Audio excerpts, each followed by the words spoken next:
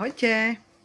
Rozhodla som sa, že vám budem robievať krátke videjka s mojimi skúsenosťami. Dneska som sa rozhodla, že vám ukážem skúsenosť s energetickou štólou.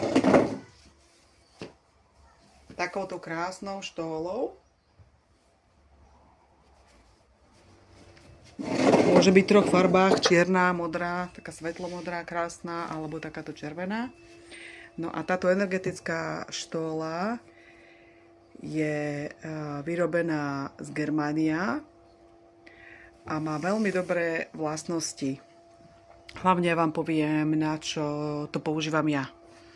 Keď si to pekne poskladám, teraz to nemám pekne poskladané, dá sa to použiť ako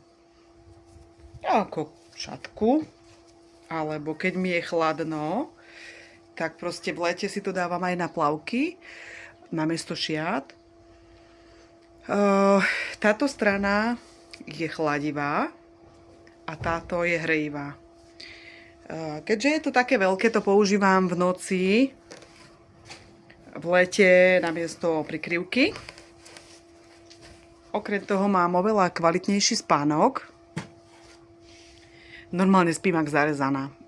Keď má človek veľa myšlienok, veľa starostí a veľa si chce naplánovať na ten druhý deň, alebo je už toľko unavený, že sa mu ani nedá zaspať, alebo prešvihne a ide neskôr spať, ako je potrebné, tak proste, ja keď sa zakriem s touto štólou, tak je perfektne mám spánok. Úplne fakt som z toho bola veľmi prekvapená, že normálne sa ráno až nemôžem zobudiť.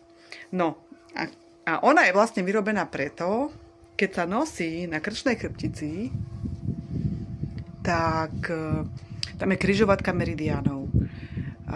Keď je na semafore červená, alebo pokazený semafor, auta sa za sebou zablokujú. Potom sú auta v takej kolóne, že zablokuje sa ďalší semafor a ďalšia križovatka je zablokovaná. A takto funguje naše telo. Zo začiatku to nevadí, ale keď to trvá dlhodobu, tak potom máme väčší problém.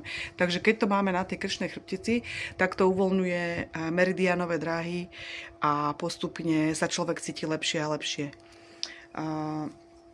Okrem toho, že je energetická štóla, to znamená, že nám robí aj energetickú ochranu. Škoda, že som ju aj včera nemala. No a okrem toho, keď ma niečo bolí, aj manžel mal napríklad úraz kolena a dala som mu z turmalínu taký návod,